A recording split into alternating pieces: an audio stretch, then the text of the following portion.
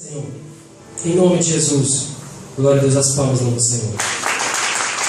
Pastor Raimundo Cardoso, lá de pouco o pastor já anunciou, está com a oportunidade para trazer a palavra de Deus.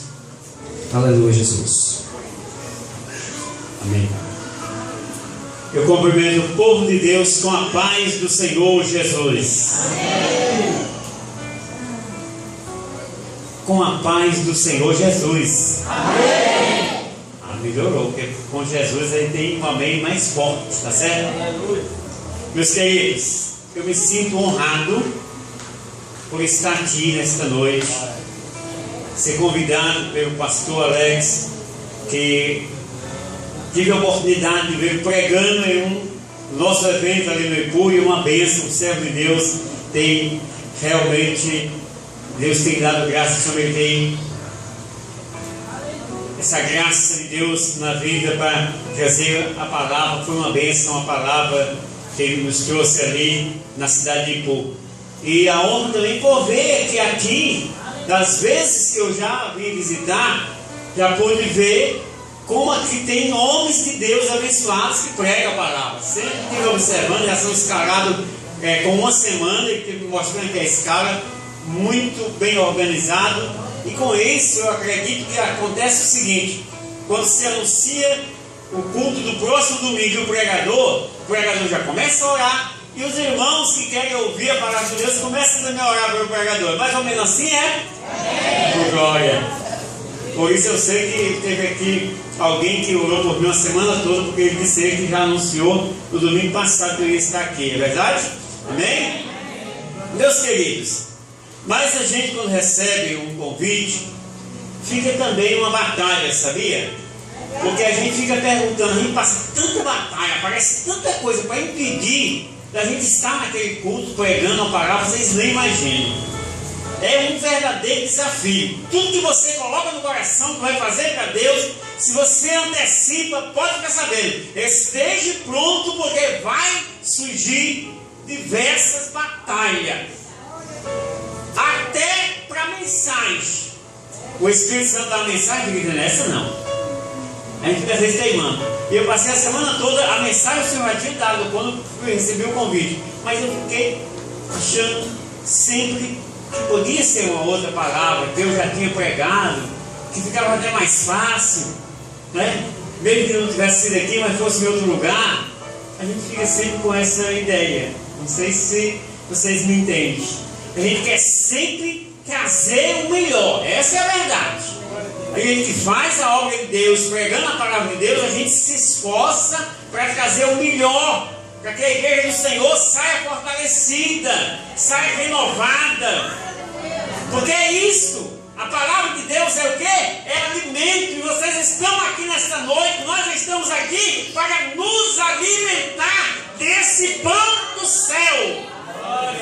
Aleluia. É um dia de luta, é uma semana de trabalho, é tantas coisas que acontecem no decorrer do dia a dia. E o melhor lugar para terminar, para encerrar esse dia, é nesse lugar, é na casa de Deus. Quando você vem para a casa do Senhor, uma coisa que eu vi maravilhosa aqui nessa noite, foi cedo, enquanto as portas ainda estavam fechadas, quem já estava aqui estava clamando, orando, se fortalecendo em Deus. Eu fico, que maravilha, Deus. Porque é exatamente isso que faz você esquecer de toda a trajetória negativa do dia. Não é verdade, amado? O dia é bem difícil. Para a mãe de família, meu Deus, não é fácil. Para a pessoa que trabalha lá com a empresa, que tem um monte de amigos, de colegas que são totalmente contrários à sua fé, que desafio você enfrenta. Aí quando você chega na casa de Deus, você tem louvores maravilhosos que a gente sempre está vendo aqui, vozes maravilosas como os senhores, as senhoras, jovens. Tudo isso faz uma grande diferença. Muda. E toda aquela trajetória negativa do dia acaba, você esquece. É só assim você vai dormir o seu sono tranquilo. Por quê? Porque na presença do Senhor há fartura de alegria. Mas a gente só entende tudo isso por uma única razão. Porque em mim e em você nasceu fé. Amém? Uma fé, não simplesmente uma fé daquelas pessoas que dizem ter fé por fazer sacrifício de tolo. Não. Não é aquela fé de alguém que é simplesmente para achar ser mais que o outro e diz assim: eu tenho muita fé. Eu vou falar de uma fé, não de uma fé grande. Abre a sua Bíblia comigo, se você quiser acompanhar lendo, um salmo tão conhecido, tão pregado, tão propagado e usado por algumas pessoas em cartazes, em cartões. Tem esse cartãozinho que tem lá aquelas mensagens. Alguns versículos desse salmo estão naquela caixinha de promessas. Pode olhar, naquela caixinha de promessas só tem versículo bom. Só tem versículo bom na caixinha de promessas, lembra? Oh, maravilha! Salmo 46. Oh, salmo maravilhoso! Depois de ler um salmo desse aqui, nem pensava mais mensagem. Pensava nem pregar. Você viu o salmo 46 desse aqui, vai para casa descansar, tranquilo, né? Porque o verso 7 principalmente e o 11, que são os dois, é a regra suficiente. Mas eu quero ler com vocês apenas 3 versículos. Só 3 deste salmo. Deus é o nosso refúgio e fortaleza, socorro bem presente na hora da angústia. Pelo que não temeremos, ainda que a terra se mude, ainda que os montes se transportem para o meio dos mares, ainda que as águas ruins se perturbem, ainda que os montes se abalem pela sua braveza. Amém? Podem sentar. Quem nos deu aí a ficar em pé para fazer a leitura comigo, pode sentar. Vocês sabem qual é o título desse salmo? O título desse salmo é a fé perfeita em Deus. Só por essa passagem dá para a gente entender. Então existem outras fés sem ser a perfeita, né? Então existe um monte de fé, só que existe uma que faz a diferença. Amém? Amém? É isso que eu quero falar nesta noite. É de uma fé, não uma multidão de fé, não uma carrada de fé, porque não é muita fé que vai resolver.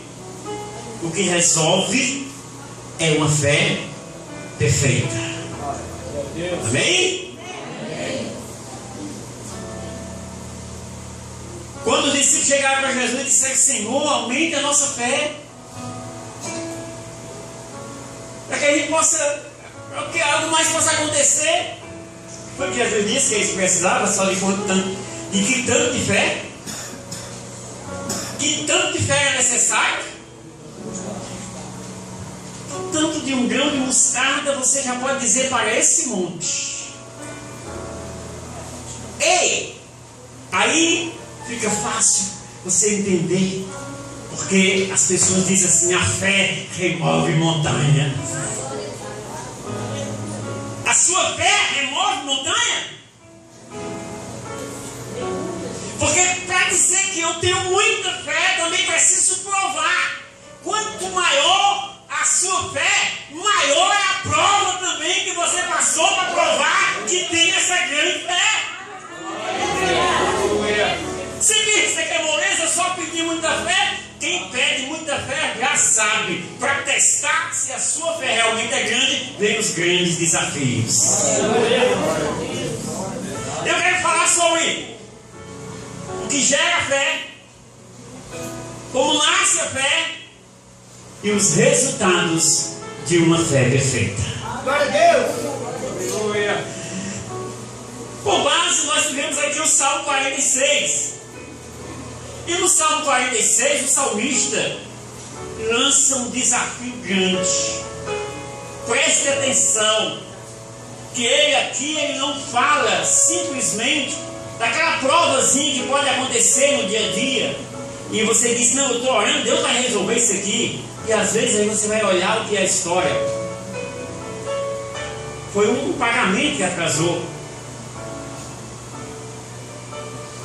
A luz que foi cortada. É só uma perseguiçãozinha daquele tamanho lá no trabalho, uma besteira de nada. E você já entra em aflição. Como é que vai ser? Eu até estive contando para o irmão na viagem que nós fomos hoje, aí de algumas provações que a gente tem passado nessa trajetória de fé, nessa jornada de fé, faz pouco tempo, desde os 18 anos de idade. Você tem 54. Meus queridos, o salmista aqui, eu diria o seguinte, ele pega logo pesado para não deixar ninguém sequer pensar em murmurar, pastor.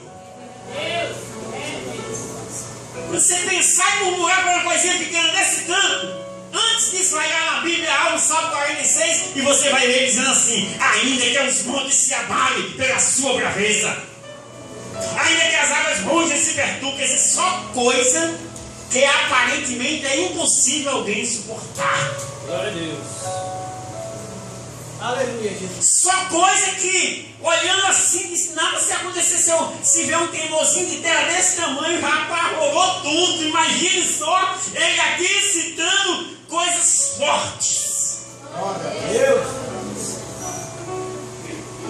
Presta atenção. Romanos, eu quero dizer como é que é gerada essa fé. Porque ele gera fé, não é uma coisa que você pode pegar aqui, ó, aqui tem um copo, tem água e eu vou tomar um pouquinho. Não, isso aqui não é fé. Aqui está aqui para eu me ver, para eu me pegar. Fé não é um objeto que você diz, pega aqui, irmão, reparte comigo, pega um pouquinho aqui da minha fé. Não. Fé é uma coisa que você não pode tocar. Não é um objeto. Mas como é que ela surge? Romanos 10 e 17. Como é que diz que acontece essa fé? Você que veio essa noite, por que você tem fé? Por que você pode dizer que tem fé? O que aconteceu na sua vida para surgir em você essa fé? Porque se vocês concordam comigo, o pastor, os amados irmãos concordar, ninguém nasce com fé.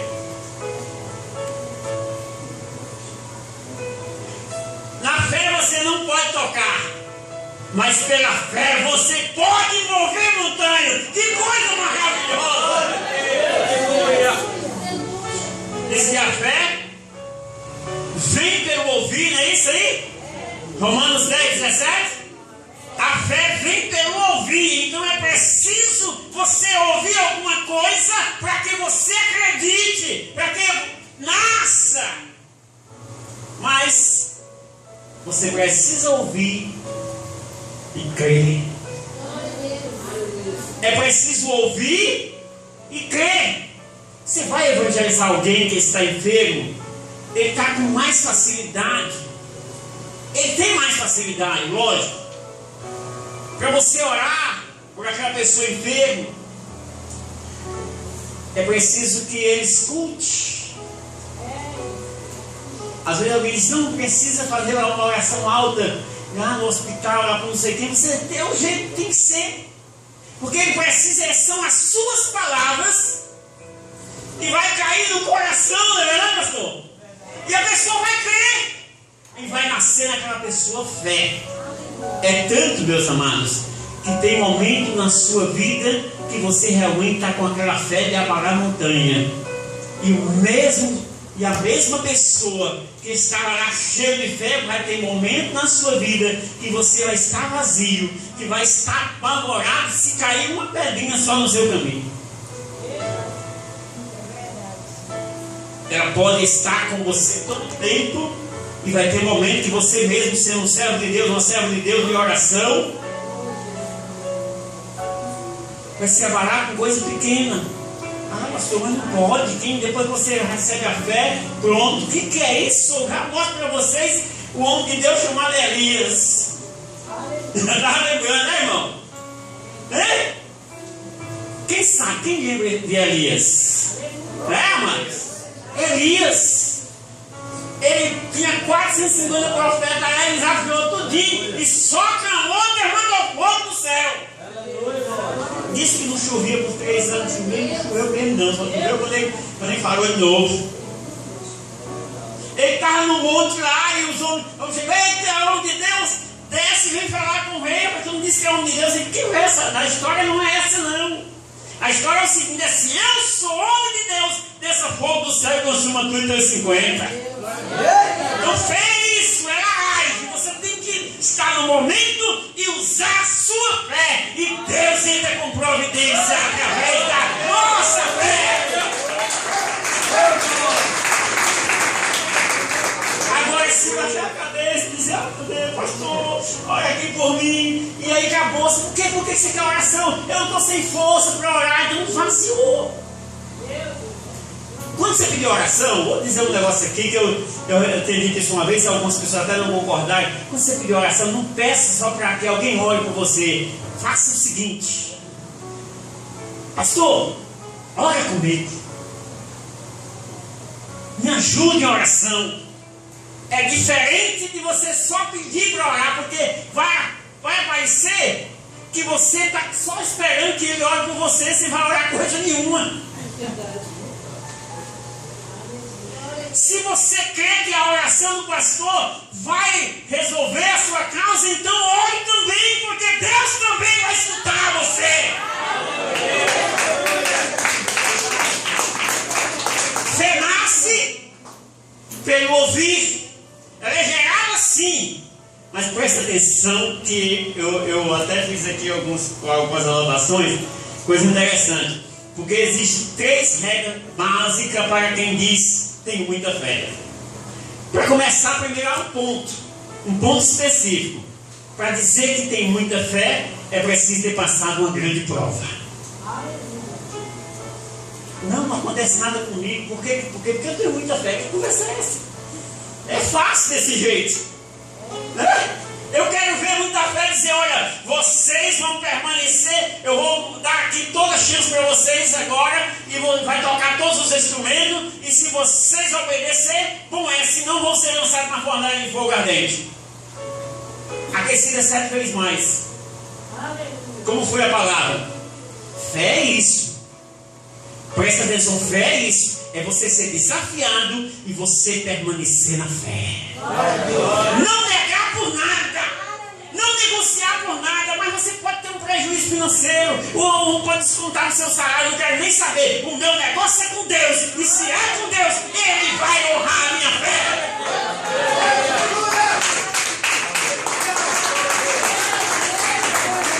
Acho que era isso que o salmista estava querendo dizer. Ainda que os montes se abalem. Aí ele, só para pegar bem direitinho, na nota lá, no Salmo 27, se não me engano, verso 3, ele diz assim: ainda que o exército me cercasse, o meu coração não temeria. Só isso? Não, só um exército cercou e ficou tudo certo. Mas ainda que a guerra se levantasse contra mim, eu continuo confiando nele. Eu acho que quem era para ter escrito essas palavras aqui do Salmo 27 e verso 3 devia ter sido Eliseu. Devia ter sido Eliseu que escreveu. Não foi ele não, mas podia ter sido. Por quê, pastor? Porque Eliseu estava em casa, depois de estar entregando as revelações, que tudo que acontecia, tudo que o rei assim ia para projetar, ele via. Aí ele está em casa, de repente chega um moço, o moço que está com ele, o que é isso? A sua fé às vezes é desafiada assim. E o pior é que a pessoa que está do teu lado, que deve estar te dando um empurrãozinho, uma injeção, te animando mais para tu não desanimar, chega a querer piorar a situação. Chega a querer dizer, rapaz, está infeliz. Só vez na igreja, não acontece nada. Tem pessoas que querem tirar a sua paz, a sua fé e fazer você desistir de servir a Deus. Cuidado, não dê ouvido. Permaneça crendo que o anjo do Senhor acampa-se ao redor dos que eu tenho os livrar.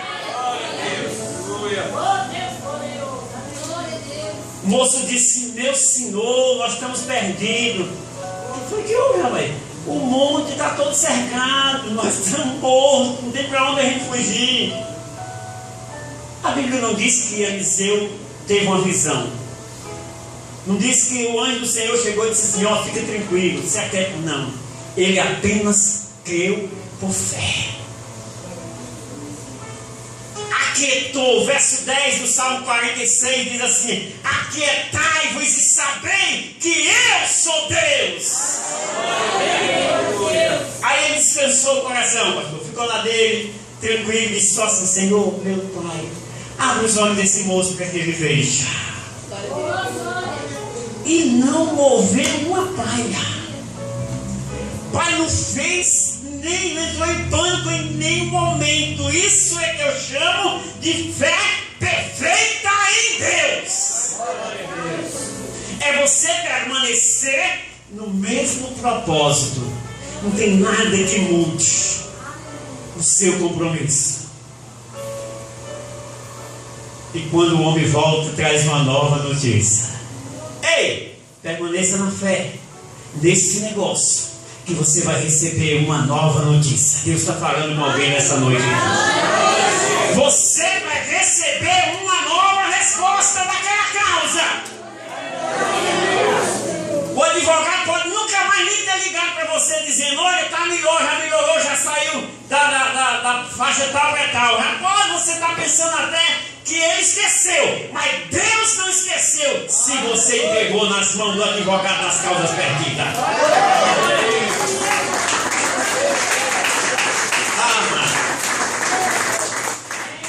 A fé perfeita em Deus é isso. É você saber que tudo está aparentemente perdido, sem saída, sem solução. É estar igual a irmã que eu outro dia encontrei com ela no Ipu, irmã, maravilha, deu a paz do Senhor, tão abençoada. E há algum tempo atrás, eu recebi a notícia que ela estava internada no hospital em Fortaleza e recebendo uma ordem, recebendo um diagnóstico do médico, o médico mandando ela vir para casa, se despedir da família, porque ela teria no máximo 20 dias de vida. Para vocês, é uma salva de palmas, glória a Deus, maravilhoso. Isso já faz mais de 13 anos.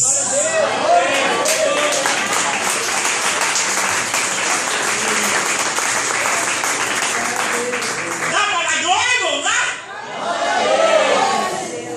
20 dias de vida, ela voltou para casa, confiando naquele que é o dono da vida e que muda o litoral do rei. Imagine um médico. 20 dias, irmão. Ela está feliz e ainda vai ter mais 20 anos para frente. Ou muito mais, porque ela está, sabe, distribuindo saúde.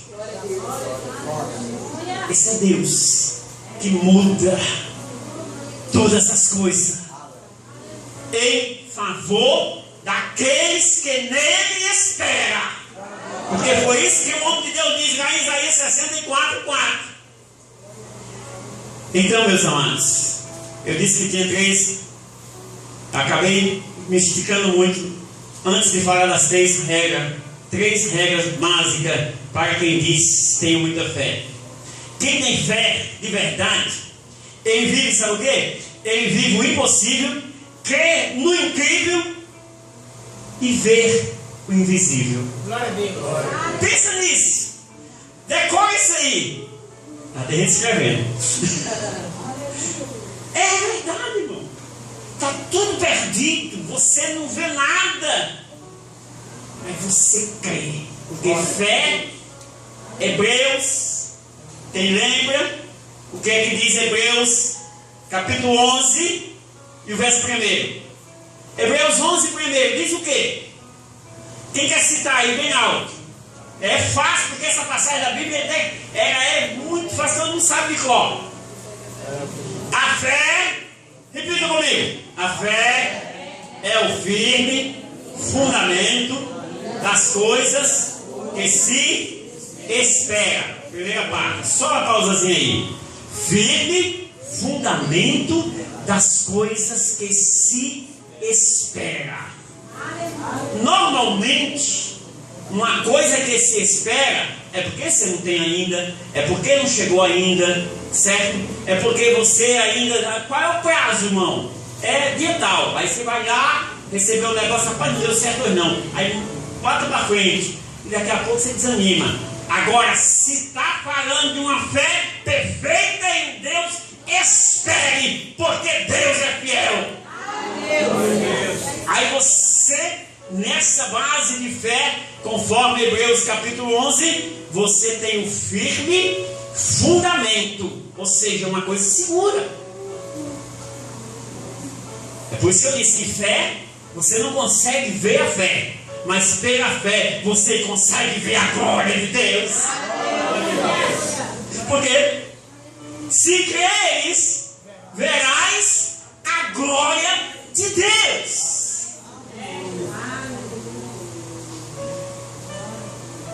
Agora vem a outra parte.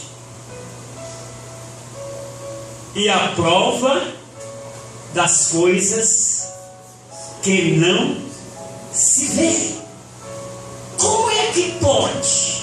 Parece brincadeira. Como é que eu vou ter prova de uma coisa que eu não estou vendo? E normalmente as pessoas dizem assim: não dá, eu só acredito vendo. Mas teve um camarada que chegou a dizer isso para Jesus: se eu não ver, se eu não tocar, se eu não sentir. Quando Jesus apareceu, ele se derreteu. Mas Jesus disse uma coisa para ele. O que foi que Jesus disse para ele?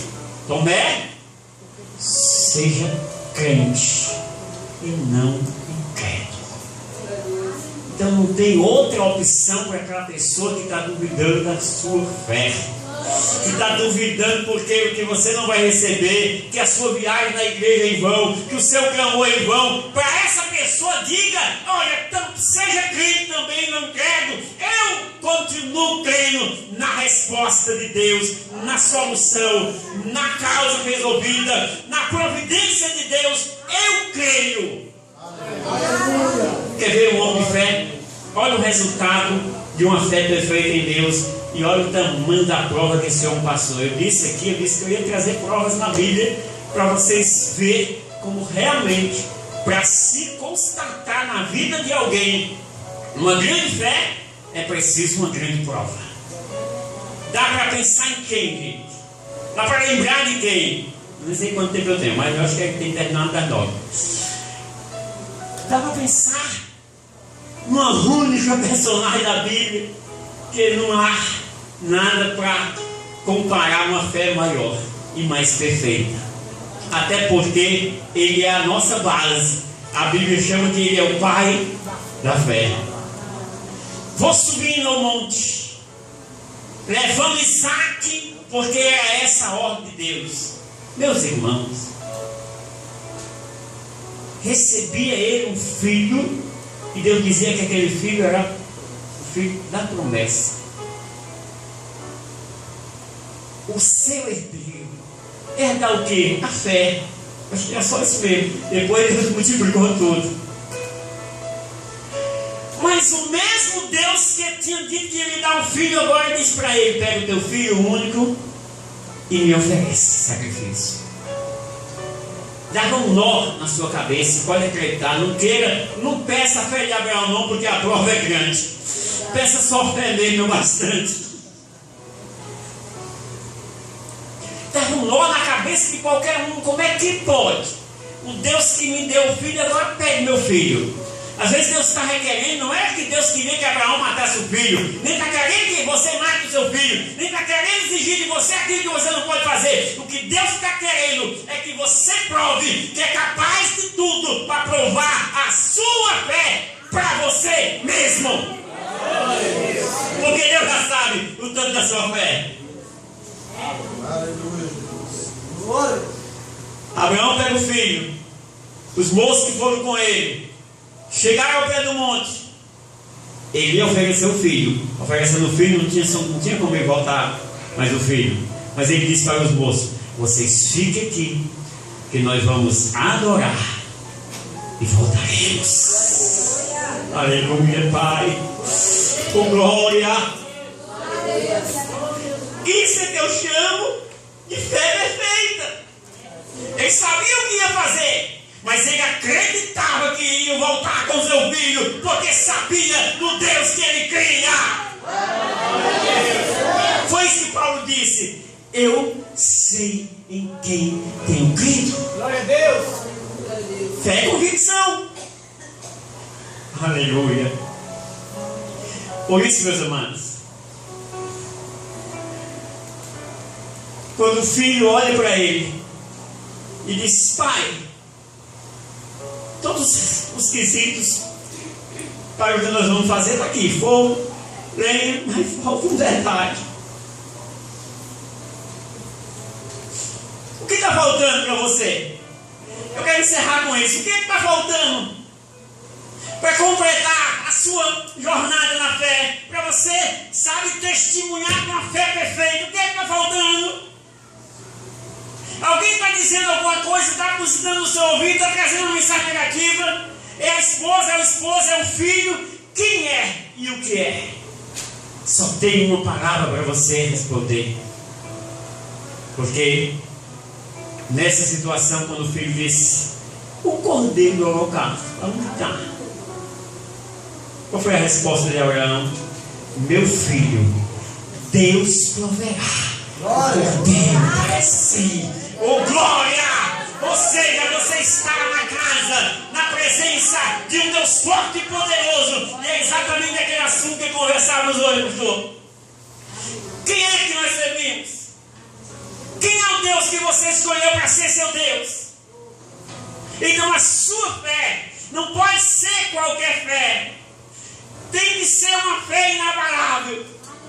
E essa fé inabalável é exatamente esta fé perfeita em Deus, ao ponto de chegar aquela ordem contrária, como chegou no decreto que foi colocado na cidade, que durante 30 dias não se podia adorar, servir, fazer pedido a nenhum outro Deus, e nenhum outro rei, a ninguém, a não ser ao rei Dário.